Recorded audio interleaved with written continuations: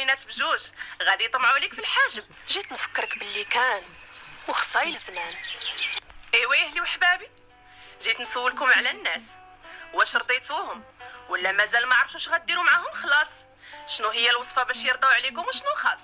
واذا لقيتوها قولوها ليا وديروا فيا هاد الخير وما يطرا باس. وكون لقاوها جدودنا كل لاباس، ما كانوا شي غيديروا الحدود والقياس. اذا درتي معاهم زوينه قربتي يقول لك باغي حاجته بالحاس، واذا بعدتي راسك للاتساع شحال متكبر وبراسو حاس. واذا سولتي فيهم وتهولتي راك كتدخل في شبوق الناس. اما اذا خليتيهم على خاطرهم يقول لك ما عرفت مالو معانا، ما سول ما تقص. واذا جيتي تحقق غتحمق وتفقص. داكشي علاش قلل ناسك يرتاح راسك، واللي مشى همو ينقص.